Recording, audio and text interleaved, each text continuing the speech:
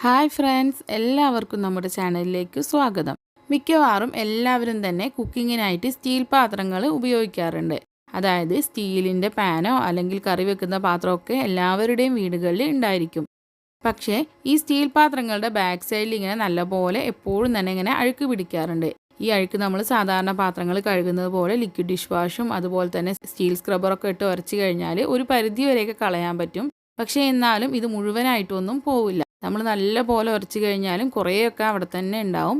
പിന്നെ ഇത് കളയാനായിട്ടുള്ളൊരു മെത്തേഡ് എന്താണെന്ന് വെച്ചാൽ, സാധാരണയായിട്ട് എല്ലാവരും ചെയ്യുന്നത് ബേക്കിംഗ് സോഡയും അതുപോലെ വിനാഗിരിയൊക്കെ ചേർത്തിട്ട് നല്ലപോലെ ഉരച്ച് കഴുകുകയാണ്. പക്ഷേ ഈ ഒരു മെത്തേഡ് എന്ന് പറഞ്ഞാൽ നമ്മൾ നല്ലോണം ഉരച്ച് കഴുകണം. കുറേ സമയവും പിടിക്കും, അത്യാവശ്യം നല്ല ബുദ്ധിമുട്ടുമാണ് ഇതെല്ലാം ഇങ്ങനെ പോയി കിട്ടാനായിട്ടും. അപ്പോൾ നമുക്ക് വളരെ എളുപ്പത്തിൽ ഇതെങ്ങനെ കളയാനായിട്ട് പറ്റുമെന്ന് നോക്കാം.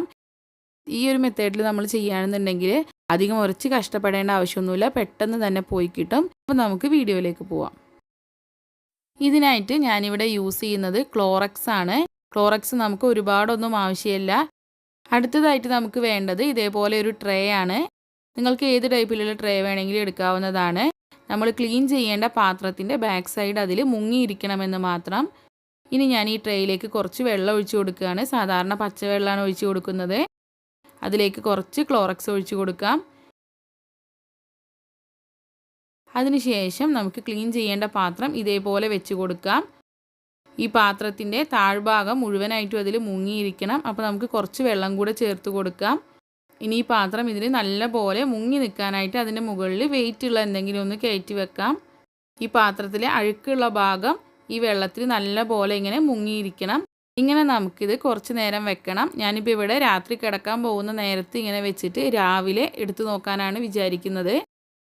ഇപ്പോൾ ഞാൻ കുറേ സമയത്തിന് ശേഷം എടുത്തു നോക്കിയതാണ്. എടുത്തു നോക്കിയപ്പോൾ ഇതേപോലെ അഴുക്കൊക്കെ നല്ല പോലെ ഇളകുന്നുണ്ട്.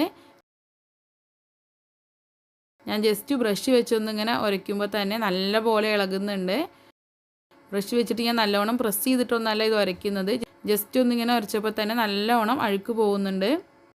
ഇനി നമുക്ക് സ്റ്റീൽ സ്ക്രബ്ബർ വെച്ചിട്ട് ജസ്റ്റ് ഒന്നിങ്ങനെ ഉരച്ച് കൊടുക്കാം. നമ്മളിങ്ങനെ ഉരയ്ക്കുമ്പോൾ തന്നെ ഇതിലുള്ള അഴുക്ക് ഇങ്ങനെ മാറി മാറി പോകുന്നത് കാണാനായിട്ട് പറ്റും. അതേപോലെ ഈ പാത്രത്തിൻ്റെ സൈഡിലൊക്കെ ഉണ്ടായിരുന്ന കളറൊക്കെ നല്ലോണം തന്നെ പോയിട്ടുണ്ട്. അതൊന്നും നമ്മൾ ഉരച്ച് കൊടുക്കേണ്ട ആവശ്യമില്ല.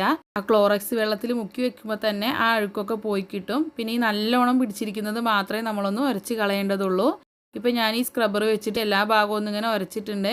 അതിനുശേഷം ഈ പിടിയുടെ ഭാഗത്തൊക്കെ നമ്മുടെ സ്ക്രബ്ബർ ചെല്ലാനായിട്ട് കുറച്ച് ബുദ്ധിമുട്ടായിരിക്കും. അപ്പോൾ ആ ഭാഗമൊക്കെ ഒന്ന് ഇതേപോലെ ബ്രഷ് വെച്ചിട്ട് ഉരയ്ക്കാം.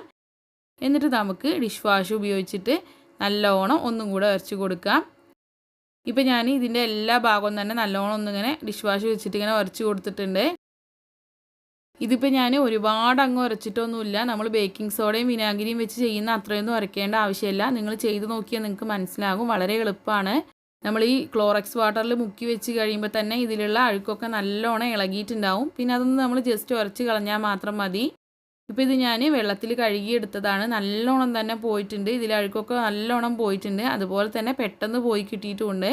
അപ്പോൾ ഈ ഒരു രീതിയിൽ നമ്മൾ ക്ലീൻ ചെയ്തെടുക്കുകയാണെങ്കിൽ ഒരുപാട് ഉരച്ച് കഷ്ടപ്പെടേണ്ട, അതുപോലെ തന്നെ പെട്ടെന്ന് തന്നെ ആയി കിട്ടുകയും ചെയ്യും.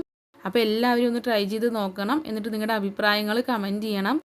ഈ വീഡിയോ നിങ്ങൾക്ക് ഉപകാരപ്രദമായിട്ടുണ്ടെങ്കിൽ എല്ലാവരും ലൈക്ക് ചെയ്യാനും ഷെയർ ചെയ്യാനും ചാനൽ സബ്സ്ക്രൈബ് ചെയ്യാനും മറക്കരുത്. അപ്പോൾ അടുത്തൊരു നല്ല വീഡിയോ ആയിട്ട് വരുന്നത് വരേക്കും ബായ്. താങ്ക്